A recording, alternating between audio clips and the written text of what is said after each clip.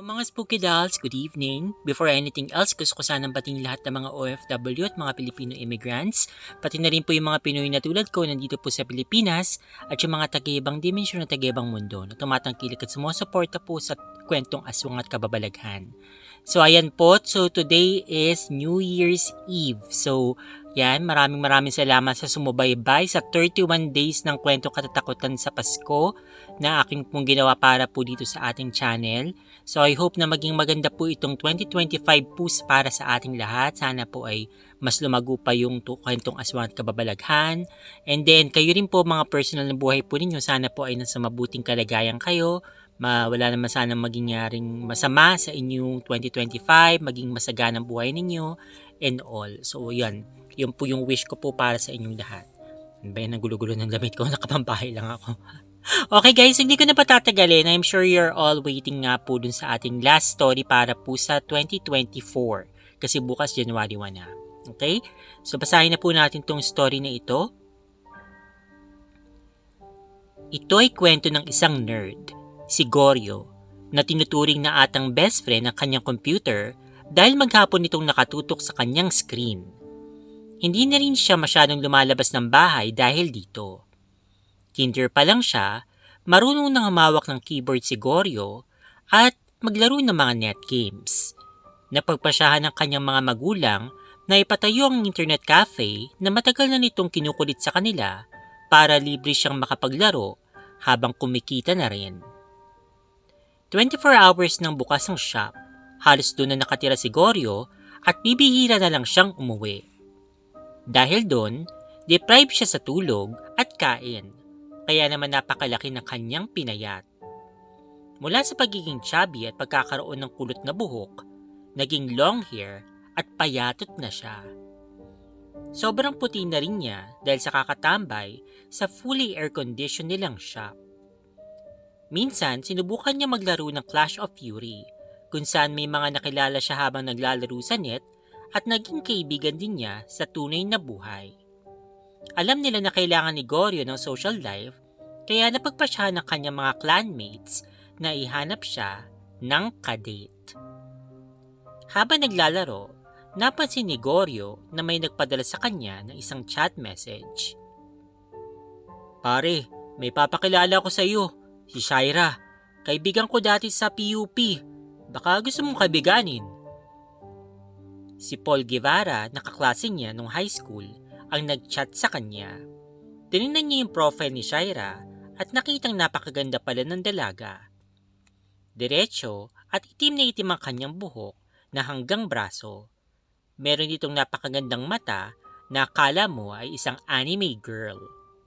Nakakabighari rin ang ngiti ng dalaga na agad na ikinatibok ng pusong bato ni Goryo.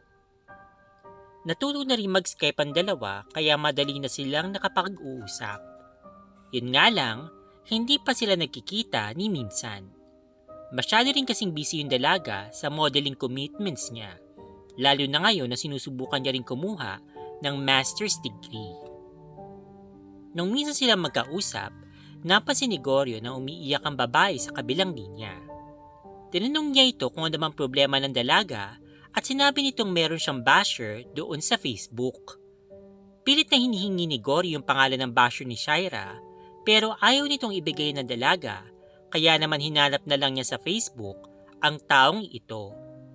Nakita niya ang kanyang hinahanap at nangangalang itong Hercules 2012. Marunong manghak ng account si Goryo kaya na makakuha siya ng detalye at nalaman ang address nito, nag-decide siyang puntahan ito kinabukasan upang makausap. Kinaumagahan, mabilis na kumilos yung binata at agad na nagbihis upang puntahan ang basher ni Shaira. Nagpaalam siya sa kanyang kapatid at binili ng bantayan muna ang shop habang siya'y wala. Mabilis naman niyang natuntun yung bahay ni Hercules 2012. Nagbasid muna siya sa paligid at ang sumunod na eksena ay ang pagparo nito ng kahoy sa ulo ni Hercules 2012 hanggang sa lumabas ang mga utak nito. Parang may superpower siyang taglay at nagawa niya ang ganitong klaseng krimen. Bigla siyang nagising at napagtanto na panaginip lang pala yun. Nakatulog pa siya sa bus habang pauwi sa kanila. Pag-uwi, sinabihan siya ng kanyang mama na palitan na yung kapatid sa shop dahil papasok pa ito sa call center. Pagkarating sa shop, dali-dali siya nag-online nang hindi man lang pinapansin ng kapatid hanggang sa nakalis na ito. Agad niyang tinawagan sa Skype si Shaira at sinabihang napuntahan at nakausap niya si Hercules 2012. Salamat, Goryo. Sana. Sabi ng dalaga. Sana ano? Kinikilig na sagot ni Goryo. May isa pa kasi akong basher. Sinasabihan akong pangit ang mga litrato ko. Ang hindi niya maintindihan, sinusunod ko lang naman yung photographer. Sa pagkakataong ito, binigay na ng dalaga ang pangalan ng basher nito, si Andrea M. Tiningnan ni Goryo ang profile ng basher ni Shaira at napagtantong malapit lang sa kanila ang tinitirahan nito. Binasa niyang mga nakasulat na paninira kay Shaira dahilan para mag-init ang kanyang ulo. Tinanong ni Goryo si Shaira kung may iba pa itong mga bashers para mapuntahan niya na at makausap din. Dead Game Tony ang isa pang pangalan na sinabi ni Shaira. Tinignan niya yung profile ni Dead Game Tony at doon ay nalaman niya na isa pala itong fashion vlogger. Nakita niyang may mga hindi ito kaayang-ayang komento doon sa dalaga. Agad na hinak ni Goryo ang account ni Dead Game para makakuha ng impormasyon tungkol dito. Kinabukasan, maaga siyang gumising at sinabi sa kanyang nanay na may kailangan siyang bilhin na piyesa at magbubukas na lang ito bago magtanghalian. Una niyang pinuntahan si Andrea M. kung saan nagpanggap siyang gagawa ng computer para makapasok sa loob ng kondo nito. Malamodelo ang ganda at height ni Andrea at maputi rin ito na parang Amerikanang dating. Kinalikot ni Goryo ang computer ni Andrea na kunwari may inaayos talaga. Matapos niyang alisin ang hacking program na kinabit niya, tinanong niya kay Andrea kung kilala niya ba si Shaira. Oo, kilala ko si Shaira pero... Bago pa matapos ni Andrea ang sasabihin, nilagyan na siya ni Goryo ng kordon sa liig at nagpapuno silang dalawa hanggang sa nawala na nga ng hininga yung dalaga. Hinatak niya ang kordon para makasigurong patay na ito. Ganap pa siya ng kutsilyo sa kusina at saka ginilitan ng liig si Andrea. Sumunod niyang pinuntahan si Dead Game Tony at naabutan niya nagbubukas ng shop ito. Hinampas niya ito sa ulo at dinala mismo sa loob ng shop. Tinali niya ito sa silya, tsaka kumuha ng karayom at sinulid para tahiin ang mga daliri nito at unti-unting hinihila ang mga kuko nito. Hindi na halos makasigaw si Tony sa sakit na kanyang nararamdaman. Tumayo si Goryo at kumuha ng pliers at hinugot ang buhok sa ulo ni Tony. Hindi pa nakontento si Goryo at kumuha ng ballpen sa tabi ng computer saka sinaksak sa ulo ni Tony. Nagising si Goryo na nakatulog na pala siya sa sidewalk malapit sa kanilang bahay. Halos wala siyang maalala sa kung anong mga nangyari. Pagkapasok niya ng bahay, dumiretso siya ng banyo at naligo. Hindi niya malis sa kanyang isipan ang mga pangyayari. Lumabas siya ng banyo at nakita siya na kanyang nanay. Tinanong kung nabili niya na ba yung piyesa. Sinabi niyang oo. Umupo siya na sa dining table at naghanap ng makakain. Inabutan siya ng kanyang ina ng sinangag at saka longganisa. Nang mapatingin sila sa TV. Dalawang insidente ng patayan ang natagpuan ng mga pulis. Ang isa ay sa Barrio Ugong at ang isa naman ay sa Santa Mesa. Brutal ang pagkamatay ng dalawa. Teka, parang katulad yan ang krimen na nangyari kahapon sa New Manila. Sabi ng anchor sa programa. Tama ka, may similar na insidente kahapon. Kung titingnan, parang konektadong lahat sa mga nangyaring pagpatay. Kahapon, photographer ng isang sikat na fashion magazine ang pinatay. Tapos ngayon naman ay isang modelo at isang fashion blogger. Nanlaki yung mga mata ni Goryo at agad na nagtungo sa computer shop nang hindi man lang nagpapaalam sa kanyang ina. Dali-dali niya binuksan ang kanyang computer pero wala pa ring sagot si Shaira sa Skype. Naisip niyang i-hack ang account ng dalaga para matuntunan ang kinaroroonan nito at makausap ng personal. Hindi naman siya nabigo dahil nakuha niya ang mga impormasyong kailangan niya. Kaya naman nag-decide siyang puntahan ng dalaga sa kondo nito sa Bonifacio Global City. Tinawagan niya ang kanyang matalik na kaibigan para magbantay muna ito ng shop. "Uy Goryo, alis ka nang alis! Hindi na tayo nakakapagdota!" Reklamo ng kanyang kaibigan. "Pasensya ka na bro, marami lang kasi akong inaasikaso." Sagot naman ni Goryo habang inaayos ang kaha. "Baka naman may nililihing ka na sa amin, na babae." Nakangiting sabi ng kanyang kaibigan. "Wala! Diyan ka na nga, babalik ako kaagad." Paiwas na sagot naman ni Goryo, sabay alis. Dali-dali siyang pumunta sa kondo ni Shaira at nagpanggap na maglilinis ng unit nito. Pumayag naman yung gwardya sa kondisyon na mag-iwan siya ng ID. Ngumiti naman si Goryo bilang pagsang-ayon, saka umakyat sa 17th floor. Pagkarating doon, laking pagtataka niya nang makitang hindi nakalakang pinto, kaya naman nagpalingalinga muna siya para siguraduhin nasa tamang unit siya. Madilim ang paligid nang pumasok siya at napansin parang wala talagang tao sa loob. Tinatawag niya yung pangalan ng dalaga pero hindi ito sumasagot. Inikot niya yung buong unit at napagtantong walang kuryente, kaya naman nangangapa siyang naglakad doon sa paligid. Maya-maya, may nakita siyang isang naka-on na laptop at nakita niya sa screen ang computer shop niya. Pilit niyang tinatawag ang kaibigan.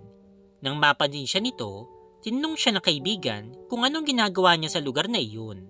Tinipe lang niya na mahabang storya. Habang nag-uusap sila, napansin niyang napalitan ng takot ang kaninang ngiti ng kaibigan. May tinuturo ito sa screen habang nagsisigaw dahil lang para maglapitan ng ibang mga nagrenta sa computer shop. Lahat sila nag-react din sa nakikita ng kaibigan ni Goryo, nang biglang magdilim ang lahat. Pilit na tinatawagan ni Goryo ang kaibigan para tanungin kung ano bang nangyayari, na biglang may mga kamay na humawak sa kanyang balikat at halos kulay violet na ito at wala ng laman ng mga daliri. Nang lingunin niya ito, nakita niya ang figura ng isang babae na halos maaagnas na at wala na rin itong mga mata. Nakangiti sa kanya yung babae at nagpakilala ito na siya si Shaira. Pilit na nilalapit ng babae ang kanyang mukha kay Goryo na iniiwas naman ng lalaki. Nang mapansin niya nakakaiba ng kinikilos ng lalaki, bigla niya itong sinakal hanggang sinawalan ito ng malay. Nang magkamalay na si Goryo, napansin niya na nakahiga na siya sa sahig at may preso na humahawak sa kanyang mga kamay at paa. Sinabihan siya ni Shaira na na-appreciate niya ang lahat ng ginawa ni Goryo para sa kanya. Matatapos na raw ang kanya paghihiganti sa mga taong umapi sa kanya nung siya'y nabubuhay pa. Nagbigay ng malambing ng ngiti si Shaira habang inihiwa ang daliri ni Goryo. Nagsisigaw naman si Goryo sa sobrang sakit na halos mawalan na siya ng boses. Pilit niyang tinatanong kung bakit ito ginagawa ng dalaga sa kanya. Kinainis naman ito ni Shaira, kaya naman nilaro nito ang patalim sa mukha ni Goryo at sabay saksak sa kaliwang mata ng binata. Sa sobrang sakit, nawala ng malay si Goryo. Hinawakan ni Shaira ang dugo ang kamay ni Goryo at tinapat sa kanyang dibdib. Doon nagbalik ang alaala ng mga panahong nasa college pa si Goryo. Nagpasya silang magkakaibigan na pumunta sa Eastwood para mag-celebrate. Pumasok sila sa isang mamahaling bar at nag-inuman. Napansin nila na may mga teenagers na medyo nakainom na at sumasayo sa gitna, kaya naman sinabayan nila ito habang patuloy pa rin sa pag-inom. Nakita ni Goryo ang grupo ng dalawang babae. Sinaluhan niyang mga ito. Umabot ng madaling araw ang kanilang kwentuhan hanggang sa nagiya ng umuwi yung dalawa. Hindi pumayag si Goryo at ang mga kaibigan niya, kaya napagpasyahan nila na yayain ng dalawa na mag-party pa. Sumama na rin yung ilang mga babaeng teenagers na langu pa sa alak. Hindi na sumamang kasama niyang kanyang date dahil nagsusuka na ito sa kalye. Pagdating nila sa bahay ng isa nilang kaibigan, nagkanya-kanya na silang mga babae at sila'y nag-sex. Niyaya ni Goryo si Shaira sa isang kwarto pero hindi pumayag yung dalaga at ito'y nanlaban. Kaya naman hinawakan siya ng ibang kaibigan ni Goryo at ginahasa nga ang dalaga. Umiiyak na sinakay ni Goryeo ang babae sa taxi at pumunta sa kanyang kondo. Doon, muling ginahasa ang babae bago sinaksak sa mata at katawan. Dahil sa sobrang kalasingan, hindi na maalala ni Goryeo ang lahat ng mga nangyari. Biglang nagising si Goryeo at doon niya na-realize na ang babaeng ginahasa niya noon ay walang iba kung hindi si Shaira. Napatingin siya sa naagnas ng babae. Luha at dugo ang dumali sa kanyang pisngi habang humihingi ng tawad pero hindi siya nito pinapakinggan hanggang sa nalagutan na siya ng hininga. Isang malakas na katok ang umalingaw-ngaw sa hallway. Pinipilit na buksan ng mga kaibigan at ina ni Goryeo at ang mga pulis ang pintuan ng unit. Maya-maya, may lumabas mula sa kabilang unit at tinanong kung sino bang hinahanap nila. Wala nang taong nakatira dyan. Nang mapatay at mag-gang-rape yung anak nilang si Shaira, umalis na sila lahat dyan. May tao pa dito. Nandito yung anak ko. Kahapon pa. Sagot naman ang ina ni Goryeo. Anong kahapon? Halos 7 taon nang patay itong si Shaira. Nagtingin ng dalawa at sinabing pumunta roon ng anak niya. Binuksan naman ng manager ng kondo ang unit at bumulaga nga sa kanila ang amoy nitong nakakasulasok. Unang pumasok ang mga pulis at hinanap ang source ng amoy. Nakita nilang may bukas na computer at sa harap nito ay si Goryeo na walang buhay. Pinapasok ang dalawa para kilalanin si Goryeo at laking gulat ng kaibigan niya nang mamukhaan ng taxi driver na minsan niyang nakita noon. Kinuwento niyang lahat na nangyari noong college pero hindi niya akalain na mapapatay ni Goryeo si Shaira. Hindi rin nila akalain na babalik ito para magiganti sa kanyang pagkamatay. Isa-isa nang nilabas ng mga taga-Soko ang mga bangkay sa unit. Sa kabilang unit, tinago ng kapitbahay ang kutsilyo na ginamit niya at humarap sa salamin. Shaira, okay ka na ba ngayon? Tanong niya habang nagbabagong itsura. Oo, okay na ako. Pakakawalan na kita, pero nandito lang ako. At kung sakaling mahuli ka nila, gagawa ako ng paraan. Tumamba sila na napakalakas nang bumalik sa dating anyo nito. Okay, so yun po yung ating story. Medyo po para sa akin ay medyo kakaiba po talaga siya sa lahat ng mga nabasa ko. Parang may pagka-white lady vibes po yung kwentong ito. So kung hindi nyo alam kung ano tinutukoy ko, ito yung movie nila Angelica Panganiban before. Matagal na to sila, Pauline Luna and all, na parang bumalik yung kaluluwa para magiganti dun sa mga parang pumatay sa kanya, yun nanamat nila sa kanya and all. But anyway, so para sa akin, siguro yan, ang lesson talaga dito is mag-ingat kayo sa mga pinakikisamahan ninyo. Kasi katulad nito, si Shaira pala, nung nabubuhay pa ito, ay nakipagkita pala or parang may minute siya ng mga lalaki sa club, sa parang disco, ganyan. And then yun, sumama naman sila. Kasi nga siguro dahil sinilasing sila, hindi na nila alam ang mga pinagagagawa nila. Kaya yan, napahamak tuloy siya. Na not victim blaming, pero still, okay, nandun na tayo, dapat hindi talaga ito ginagawa ng mga tao, ng mga kalalakihan, sa mga babae, ganyan-ganyan. Pero nandun na tayo, okay? Pero sabi nga nila, di ba, prevention is better than cure. So, ibig sabihin nito, wag po tayo umabot sa punto na sa sobrang kalasingan mo, hindi mo na alam ang ginagawa mo dahil nga lasing ka, parang binitbit ka na lang kung saan lugar, and then yun, okay, may nang ginawa na sa'yong masama, and then, ayun, pinaka-worst ito, napatay ka pa, ganyan. So, ayun. Pero syempre, okay, kung tayo naman din po ay matinong tao, hindi naman natin gagawin to sa kapwa natin, di ba, na sasamantalahin natin yung mga panahon na sila'y mahina, na wala sila sa wisyo, kasi nga nakainom and all. So, wag naman sana rin ganon. So, yan. So, karma, ayan, dumarating talaga yan. So, wag natin hintayin na puntahan tayo o mahabol tayo ng karma. Anyway guys, yun na po yung ating story para po sa last day ng 2024. So, huwag kayong mag-alala dahil po patuloy pa rin tayong mag-upload ng mga videos. Pero hindi na po araw-araw So, siguro 3 times a week mag-upload po ako ng story dito sa ating channel. Sana po yung patuloy po kayong manood at makinig and then supportahan niyo po yung channel natin.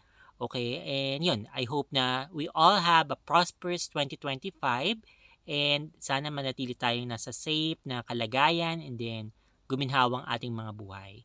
Yun lamang po. Happy New Year po again sa inyong lahat.